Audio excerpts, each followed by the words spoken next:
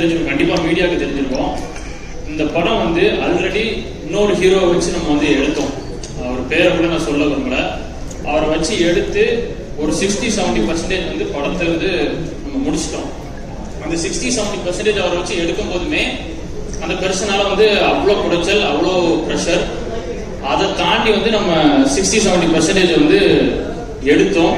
ஒரு கட்டத்துல வந்து இதுக்கு மேல எடுத்தால் வந்து கண்டென்ட்டுக்கே பிரச்சனை அப்படிங்கிற லெவலுக்கு பிரச்சனை வரும்போது டிராப் பண்ணிக்கலாம் அப்படின்னு சொல்லிட்டு டிராப் பண்ணியாச்சு. அதுக்கு வந்து ஏகப்பட்ட விஷயங்கள் வந்து மீடியாவில் வந்து சொன்னாங்க.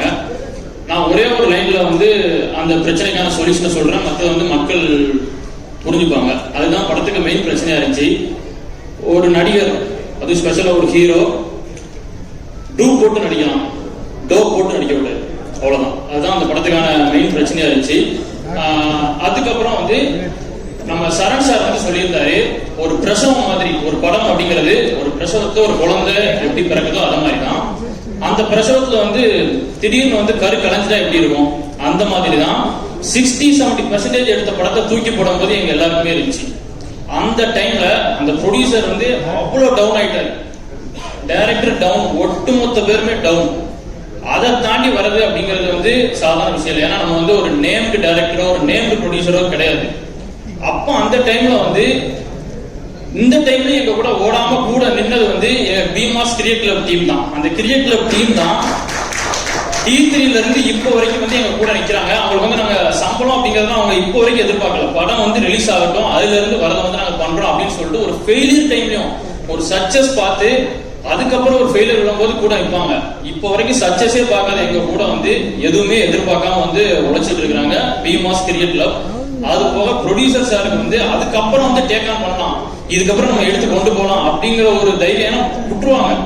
அந்த தைரியம் அவருக்கு வந்ததுக்கு அவருக்கு வந்து ஒரு பெரிய ஹேட்ஸ் ஆஃப். அது வந்து சாதாரண விஷயம் இல்ல. தென் டைரக்டர் அவருமே வந்து உடனே ஸ்டண்ட் ஆயிடுவாங்க. ஒரு 60-70% எடுத்தாச்சு, ஸ்னிப்பட் கூட வந்து நம்ம ரிலீஸ் பண்ணிருப்போம், நீங்க யூடியூப்ல பாருங்க இருக்கும். அவரும் அதுல இருந்து ஓவர் கம் பண்றது அப்படிங்கிறது வந்து சாதாரண விஷயம் இல்ல. இதெல்லாம் தாண்டி வந்து பண்ணோம். இன்னொரு விஷயம் என்னன்னா, எங்களுக்கு அதுக்கப்புறம் என்ன ஆகி போச்சு அப்படின்னா, அந்த பட்ஜெட் இதுல தான் ஆட் ஆகும். ஒரு படம் டிராப் பண்ணாலும் அந்த பட்ஜெட் இதுல தான் ஆட் ஆகும், இதுல தான் நாங்க வந்து எடுத்தாகணும். அப்ப என்ன நாங்க பண்ணோம் அப்படின்னா, எங்களை நாங்க வருத்திக்கிட்டோம். என்ன நாங்க எங்களால பண்ண முடிஞ்சது என்ன பண்ணோம்னா, ஒரு நாளைக்கு ஒரு கால் ஷீட் பண்றதுக்கு பதிலாக 2 call sheet, 2.5 call sheet, 3 call sheet, 48 மணி நேரம் ஷூட், 72 மணி நேரம் ஷூட், இப்படி பண்ணோம். நாங்க இப்படி பண்ணி எங்களை வருத்தி நாங்க எவ்வளவு குயிக்கா அந்த படத்தை முடிக்க முடியுமோ அவ்வளவு குயிக்கா வந்து முடிச்சோம். இன்னொரு ஒரு ஸ்பிரிச்சுவலான ஒரு விஷயம் வந்து, இது வந்து எத்தனை பேர் நம்புவீங்கன்னு தெரியல, இந்த படத்துல வந்து இந்த ஸ்பிரிச்சுவலான ஒரு விஷயம் வந்து நடந்துச்சு. இந்த படத்துக்கு முன்னாடி வந்து நான் சாமி எல்லாரும் மாதிரி கும்பிடுவேன், ஆனா லைட்டா எனக்கு ஒரு டவுட் வந்து இருந்துட்டே இருக்கும், சாமி இருக்கா இல்லையானே. பட் இந்த படத்துல ஒரு சின்ன சம்பவம் நடந்துச்சு. என்னன்னா, ஃபர்ஸ்ட் ஒரு ஹீரோ வச்சு நாங்க எடுத்திருந்தோம்ல, ஒரு 60-70% வந்து முடிச்சிருந்தோம்ல. அப்போ வந்து அந்த ஹீரோ வந்து ஒரு கட்டத்துல பிரச்சனை பண்ணி நான் வரமாட்டேன் அப்படின்னு சொல்லிட்டாரு. அப்ப நாங்க என்ன பண்ணோம்னா, சரி ஹீரோ இல்லாத போர்ஷன் எடுக்கலாம்னு எடுத்துட்டு இருந்தோம். அது ஒரு ஒரு ஒரு காடு பகுதியில எடுத்துட்டு இருந்தோம். அந்த சீன் பாத்தீங்க அப்படின்னா நான் ரிவீல் பண்ண முடியாது. ஒருத்தங்களுக்கு வந்து சாமி வந்து அவங்க ஆடுவாங்க, அந்த மாதிரி ஒரு சீன். அந்த மாதிரி ஒரு சீன்ல ஒருத்தர் ஆடுறாரு, ஒருத்தர் பெர்ஃபார்ம் பண்ணிட்டு இருக்காரு. கட் சொல்றோம், ஆடிட்டே இருக்காரு. ஒரு half an hour 1 hour அவர் ஆடிட்டே இருக்காரு. ஏன்னா அவர் மேல வந்து உண்மையிலேயே வந்து சாமி வந்துருச்சு. அதை நாங்க லேட்டா தான் ரியலைஸ் பண்ணோம். இது வந்து எங்க மேக்கிங் வீடியோல வந்து அழகா ரெஜிஸ்டர் ஆயிருக்கு. மேக்கிங் வீடியோல நம்ம டைரக்டர் சார் வந்து அவர் பக்கத்துல போகும்போது அந்த அவர் டைரக்டர் சார் வருவார் பாருங்க, பல்கா இருப்பார். அவரை தள்ளணும்னா ஒரு 2-3 பேர் வேணும்.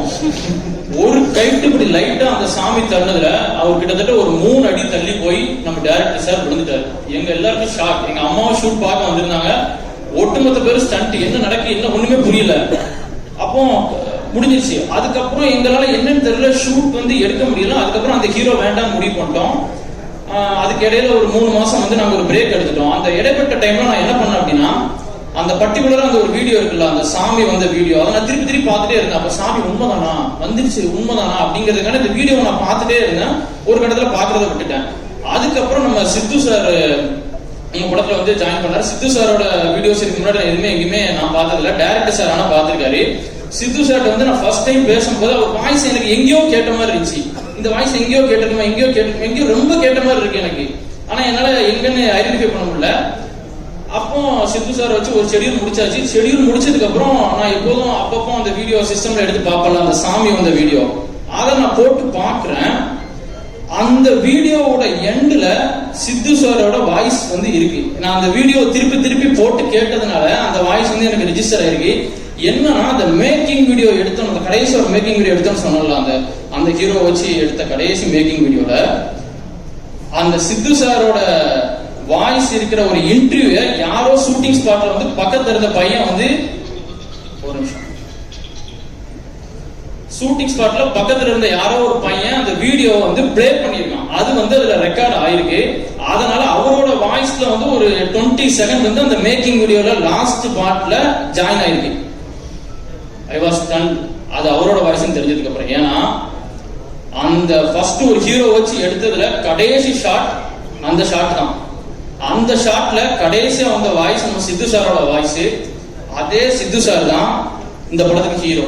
அதுக்கப்புறம் நாங்க வைக்கிற ஷாட்ல இருக்கிறது சித்து சார். ஐ வாஸ் ஸ்டன் சீரியஸா. யாருக்கெல்லாம் கடவுள் நம்பிக்கை இல்லையோ, கடவுள் இருக்காரு, கண்டிப்பா இருக்காரு. நான் இது ஏன்னா ஒரு விஷயத்த அவர் சொல்லுதாரு, அந்த படத்தோட கடைசி ஷாட்ல அவர் சொல்லுதாரு, இந்த படத்துக்கு ஹீரோவா வரப்போறவர் இவர் தான் அப்படிங்கிற ஒரு இது வருது. அது எங்களுக்கு புரியல. லேட்டரா தான் நான் சொன்னேன். எல்லாருமே வந்து அதுக்கப்புறம் இந்த விஷயம் தெரிஞ்சதுக்கு அப்புறம் நாங்க நிறைய குலதெய்வம் கோயில் அந்த மாதிரிலாம் போய் சாமி கும்பிட்டு அந்த மாதிரி எது பண்ணாலும் இந்த டீசர் கூட 2 நாளைக்கு முன்னாடி நான் குலதெய்வம் கோயில் போயிட்டு தான் வந்தேன். அண்ணனால வர முடியல, நான் போயிட்டு தான் வந்தேன். அந்த மாதிரி ஒரு ஸ்பிரிச்சுவலா தான் போயிட்டு இருக்கு. எவ்வளவு டஃப் வந்தாலும் ஸ்பிரிச்சுவலா போய் கரெக்டானதை எடுத்துட்டு இருக்கிறோம். இன்னொரு விஷயம் நான் வந்து சொல்லிக்கிறேன். இப்போ நாங்க என்னதான் வந்து எவ்வளவு பட்ஜெட் போட்டு எடுத்தாலும் இன்னைக்கு சினிமா அப்படிதான் இருக்கு. ஒரு பெரிய ஹீரோ இருந்தாதான் ஓப்பனிங் வரும். கண்டென்ட்டுக்கு ஓப்பனிங் அப்படிங்கிறது வராது. ஓப்பனிங் நான் சொல்றது நல்லா புரிஞ்சுக்கணும். ஓப்பனிங் அப்படிங்கிறது வராது.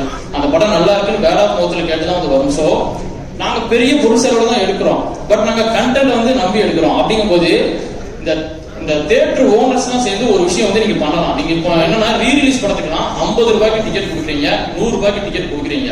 அதே மாதிரி இப்ப என்ன நாங்க ஒரு 300 தியேட்டர் ரிலீஸ் பண்றோம்னு வைங்களேன். 300 தியேட்டர்ல நாங்க நல்ல ப்ரொமோஷன் பிகின் ரூட்ஸ்ல இருந்து எல்லா இடத்துக்கும் போய் நாங்க பண்றோம் வைங்க. பெரிய பெரிய யூடியூப் சேனல் எல்லாம் போய் பண்றோம் வைங்க. எல்லா இடத்துக்கும் போய் பண்ணாலும் நான் வந்து ரியாலிட்டி பேசுறேன். ஒவ்வொரு ஃபர்ஸ்ட் ஷோல 50 to 100 மெம்பர்ஸ் வந்து ஒவ்வொரு ஸ்கிரீன்லயும் வரதே வந்து டஃப் தான். அது அவங்க எல்லாருக்குமே வந்து தெரியும். தியேட்டர்ல இருக்க மீதி 400 சீட் வந்து சும்மா தான் இருக்கும். சோ நீங்க என்னன்னா தியேட்டர் ஓனர்ஸ் வந்து என்ன பண்ணணும் அப்படின்னா, நான் ஒரு ரிக்வெஸ்டா தான் வைக்கிறேன். அந்த ஃபர்ஸ்ட் ஷோ மட்டும், அன்னைக்கு ஃபுல்லா கூட வேண்டாம், அந்த ஃபர்ஸ்ட் ஷோ மட்டும் டிக்கெட் பிரைஸ் வந்து இந்த மாதிரி கண்டென்ட்டோட ஜெயிக்கணும் அப்படின்னு சொல்லிட்டு வரவங்களுக்கு அது நீங்க ஃபில்டர் பண்ணுங்க. அதுக்கு நீங்க ஒரு ஆட்களை வச்சு இந்த படத்துக்கு கொடுக்கணும்னு ஃபில்டர் பண்ணுங்க. அதுலயும் ஊழல் பண்ணா அதுக்கு நான் ஒண்ணும் பண்ண முடியாது. அது கரெக்டான ஆளை நீங்க வைக்கணும். ஃபில்டர் பண்ணி நீங்க இப்ப 50 ரூபா அந்த டிக்கெட் போட்டீங்கன்னா என்ன ஒரு பெரிய பிளஸ் கிடைக்கும் அப்படின்னா, 500 சீட் இருக்கு. இப்ப 50 பேர் வர இடத்துல கண்டிப்பா 200 பேர் வருவான். 50 ரூபா தானே சொல்லிட்டு வருவான். இந்த படத்துக்கு எது வந்து பெரிய மூலதனமா இருக்குன்னா பேட் ஆஃப் மவுத்துக்கு மவுத் வேணும்னாங்க. 50 பேரை வச்சு எப்படி பண்ண முடியும்? அப்ப 50 வேர்ட் ஆஃப் மவுத் இருக்க இடத்துல 200 பேர் இருந்தா அந்த வேர்ட் ஆஃப் மவுத்துங்கிறது இன்க்ரீஸ் ஆகும்ல. சோ அந்த படம் நல்லா இருந்துச்சு அப்படின்னா ஆட்டோமேட்டிக்கா வந்து ஆடியன்ஸ் வந்து வர ஆரம்பிப்பாங்க. இது அட்லீஸ்ட் ஒரு ஃபர்ஸ்ட் ஷோ பண்ண முடியலனாலும் ஃபர்ஸ்ட் 100 டிக்கெட்டுக்காச்சும் நீங்க டிக்கெட்டிங் பிரைஸ் வந்து ஒரு 50 இல்ல ஒரு 75 rupees அந்த மாதிரி நீங்க வச்சீங்க அப்படின்னா, எங்களை மாதிரி இது வந்து சின்ன பட்ஜெட்ல இந்த படத்துக்கு ஒரு பெரிய பொருள் செலவு அப்படிங்கறத வந்து நாங்க பண்ணிருக்கிறோம். எங்களுக்கு வந்து சப்போர்ட்டா இருக்கும். அந்த வேர்ட் ஆஃப் மவுத்துக்கு வந்து ஆட்கள் வர்றதுக்கு வந்து சப்போர்ட்டா இருக்கும். இதை வந்து தியேட்டர் ஓனர்ஸ் வந்து கொஞ்சம் யோசிங்க. தென் வந்து ஃபைனலா இன்னைக்கு வந்து ஒரு காலகட்டத்தில் வந்து ரஜினி சார் கமல் சார் போட்டி இருந்துச்சு. அதுக்கு முன்னாடி வந்து சிவாஜி சார் எம்ஜிஆர் சார் போட்டி இருந்துச்சு. அதுக்கப்புறம் விஜய் சார் அஜித் சார் போட்டி இருந்துச்சு. இன்னைக்கு வந்து 2 பேருக்கு தான் போட்டி. 2 பேருக்கு தான் போட்டி. அந்த 2 பேர் யாருன்னா, ஹீரோவா கண்டென்ட்டா நம்பி எடுக்கிற குரூப் அவங்களுக்கும், கண்டென்ட்டை ஹீரோவா நம்பி எடுக்கிறவங்களுக்கும். ஓகே, நான் என்னோட டீம் வந்து உங்க கூப்பிடணும்னு ஆசைப்படுறேன். ஏன்னா ஹார்ட் ஒர்க் எல்லாரும் சொல்றாங்க. ஹார்ட் ஒர்க் நான் நேர்ல பார்த்தவன். அவங்க அட்லீஸ்ட் இல்ல காட்டவா செய்யணும். பூபதி ஒரு நிமிஷம். பூபதி, காதர்பாய், சக்தி,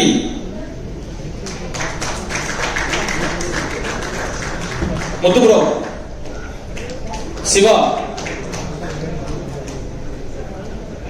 சிவா, ரதீஷ், அன்னி வாங்க.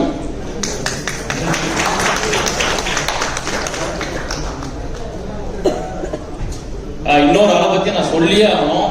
அதாவது மகாபாரதம் தெரிஞ்சிருக்கும் நிறைய பேருக்கு. அர்ஜுனர் டவுனா இருந்தபோது அவருக்கு வந்து பெரிய தூணா இருந்தவர் யாரு? கிருஷ்ணர்.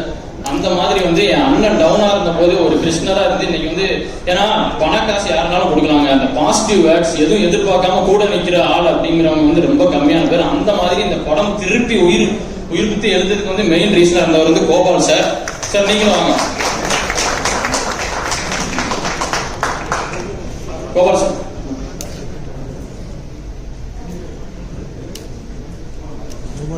இங்க வந்து சினிமால இருந்து நீங்க பாத்துருப்பீங்க, ஒரு ஆள் 4 ஆள் அடிப்பாரு, 10 ஆள் அடிப்பாரு. இவங்க எல்லாம் ஒரிஜினலா ஒரு ஆள் 10 ஆள் பார்க்க வேண்டிய ஆள ஒத்த ஆள பார்த்தவங்க இவங்க எல்லாருமே. அவங்களுக்கு ஒரு கிளாப் பண்ணலாம். நான் டீசர் பத்தி எதுவுமே பேசல. டீசர் சூப்பரா வந்திருக்கு. ஹீரோ சார் சூப்பரா பண்ணிருக்கீங்க. மியூசிக் டைரக்டர் சார் அருமையா இருக்கு மியூசிக். டிஓபி சார் நல்லா பண்ணிருக்கீங்க. எல்லாருமே நல்லா பண்ணிருக்கீங்க. ஏன்னா அவங்கள பத்தி எல்லாருமே இன்னும் வரணும்னு சொல்லுவாங்க, நான் சொல்லணும்னு இல்லை. இதுதாங்க மெயினா வந்து போடுங்க. ஒரு நல்ல படம் தோக்கக்கூடாது, அவ்வளவுதான். நன்றி, வணக்கம். கண்டிப்பா thank you so much. And Gopalakrishnan sir, நீங்க